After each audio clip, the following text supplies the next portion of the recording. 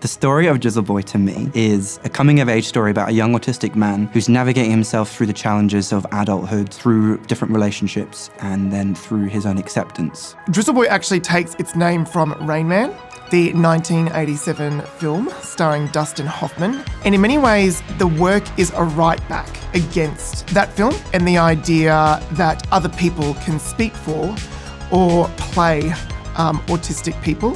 I think if you want to tell a story like this, it can only really happen through expression of authenticity. In recent times, a lot of stories have been told, but always through the perspective of a neurotypical lens, and then often being performed by actors who don't share the same lived experiences. And so I think as a result, we see imitation and exaggeration. But when you work with someone who is neurodivergent, that lends the story and the experience far more credibility, authenticity, but also power.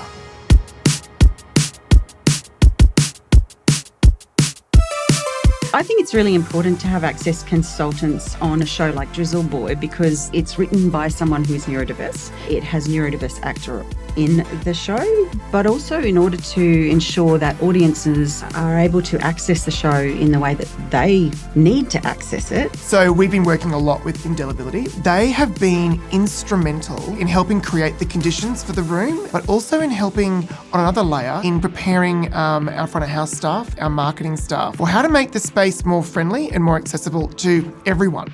When you talk about a sensory experience or accessibility in theatre, it's often a secondary layer. A relaxed viewing or an Auslan interpretation, they often come at the end of the process. We started doing it at the start, and the way that Ryan has written the script is to incorporate some of those sensory experiences within the play and within the world so that everybody in the audience feels comfortable.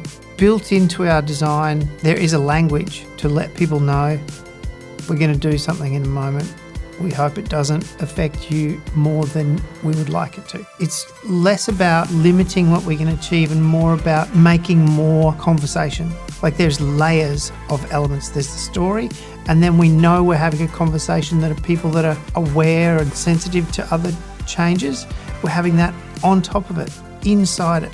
In an example where there might be a loud piece of music about to start, there's a sound effect that is accompanied with a lighting effect that will happen preceding that sound. It might even happen during a line. A relatively unobtrusive sound, but very distinct, so that it's part of the story. Just know that if you're somebody who is sensitive to sound and light, that all of that has been taken into consideration, and you'll still get a full theatrical experience without feeling like we've removed things in order to cater for people who might be sensitive to that. We think that works like DRIZZLE Boy are really important because they showcase other people from our community that we don't normally see on our stages. Working with authentic casting as well, I think is so important to go, there are artists out there who can do this work. Trust that it will give you more opportunities for freedom and expression in the work. It gives you a whole different perspective, and it allows you to really delve into the work and talk about those uncomfortable conversations and sort of dive into the subject matter without feeling like you have to kind of skirt around the edge.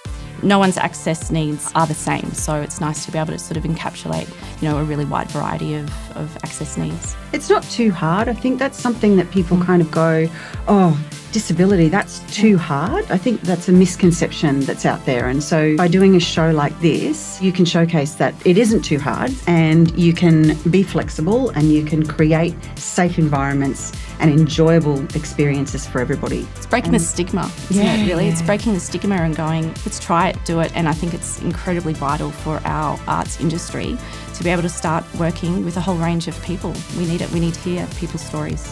There's no such thing as the universal experience, that everyone is made up of a multitude of experiences.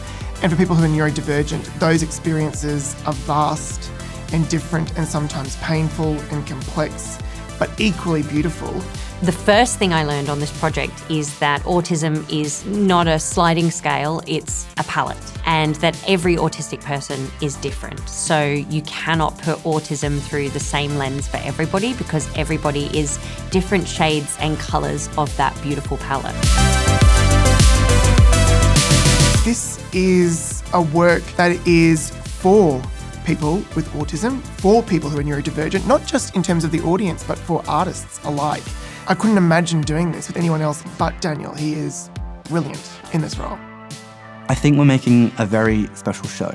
I think that it's a story for everybody. You're seeing something truly theatrical and special that you can't see anywhere else. DRIZZLE Boy is a celebration. It's a take back, but it's also an anthem for anyone who's ever felt different or ever been made to feel like they don't belong in this world.